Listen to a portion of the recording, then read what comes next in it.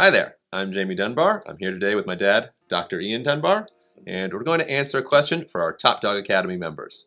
All right, you ready for the question, Dad? I'm ready, Jamie. Hit me with it. All right, what are the rules for playing fetch, and how do you teach them? Well, a lot of people play with no rules. I mean, we have so we have some dogs that the owner just takes to the dog park and they toss a tennis ball, and the dog goes out and gets it and brings it back.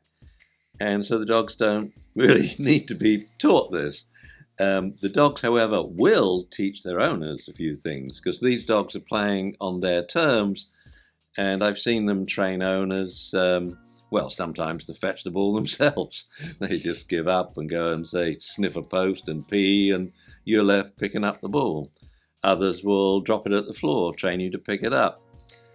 And so, how do we teach fetch? I think it's worthwhile teaching fetch because many people who have these crazy retrieving dogs, they say, oh, he'll play fetch till he drops. If you change the situation a little, the dog won't retrieve at all. Like we had a very wonderful retrieval contest in the canine games, and it was retrieving various objects that had different point values. And when you put tennis balls out there, the dogs acted very strangely. They would run out and sniff the tennis ball, and then run to another one and sniff it, and then another one, and then another one, and another one, till they sniffed every item out there, and then would go back to their owners. And of course, what they're looking for is not a tennis ball. They're looking for their tennis ball. And you see this in dog parks a lot, where dogs will honor another dog's ball. If they don't, we get squabbles, and then people say no tennis balls in the parks, which is, I think, a very sad thing. So how do we teach a dog to fetch, and to teach it to do it how we would like to? I mean, for example, I used to always like the dog running out, picking up the ball, coming straight to me, no detours, to sit in front of me and to drop the ball into my left hand. I've changed of late because I no longer like a slobbery ball in my hand, and because I can't throw it. It really hurts both shoulders, and so I use a chuck it. Well, what do? Take it in my left hand, put it in here? No, now I ask the dog, drop it. Like I was taught growing up, because we had hunting dogs. So with pheasants, we'd have them deliver them to hand. With a hare, we would say, thank you, drop it. So anyway, how do we teach them? I would start the living room. I would start with off, take it, and thank you again, with food. Then with, it can be a tennis ball, any object. But I'd like to teach off, because outside I want the dog not to touch it, grab at it, jump up and then, grab at the tennis ball, not to break a sit stay. I want him to wait patiently until I say fetch. So I try and deal with the impulse control first in the living room, off, take it with food, then off, take it, thank you, with a tennis ball. And this is also charging the ball up, because, and this is useful to people if they're not natural born retrievers. Most dogs, as I said, you throw the ball, dog gets it, and usually either plays with it, kills it a few times, bounces it, but they learn it's much better if they bring it back to you, because then they can train you to throw it. And you will throw it until you drop, because the dog won't be giving up if you've got a dog like that. Other dogs, though, no, we actually have to train them. So we have to make this ball have some kind of value to the dog. So that's where not letting the dog touch it.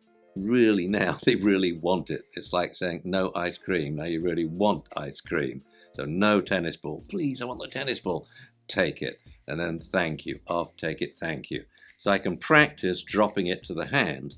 And I like to do this from a chair, leaning forward, so it's really comfortable. All right, and roll the ball then. So all I have to say now is fetch, take it, and roll the ball. See, the unknown word is fetched, but it's followed by take it, but they know, but the ball's rolling away from them, so they scamper after it, get it, and then you just say, thank you. And the dog solves that conundrum by coming back to you and dropping the ball in your hand. So I like to teach all the aspects of a formal recall from the beginning so they understand all of the instructions. And this is important when you're in a strange situation, the ball went over the fence and bounced into a stream and it's gone. So we have to start with a new ball. So he knows the words now. Let him sniff it. Yes, the ball's different. Fetch, and he brings it back. If we now translated this into rules, it's nowhere as strict as, say, tug, where we really need precise rules. That if you don't mind the way the dog fetches the ball or doesn't, or how he occasionally takes long breaks and you have to clamber up the slope to bring it back, that's cool. If you do mind, then you make your own rules. And so it's a really fun game. I mean, it probably is the most common dog park game. There are, some dog parks that don't like having tennis balls there. I personally think if that's the problem, then let's socialize all these dogs to be cool about other dogs running around having fun with their tennis balls. Just my 2 penny worth. But in dog parks, there are other wonderful games to play, of course. It's called the training game. You heel your dog, you do recalls back and forth to people. I mean, what a waste of a wonderful training space to just take your dog there and let him do his own thing. And so the reason I like Fetch is because it's getting these people on the right route. They are going to the dog park to have fun together, to be a part of the dog park experience with the dog.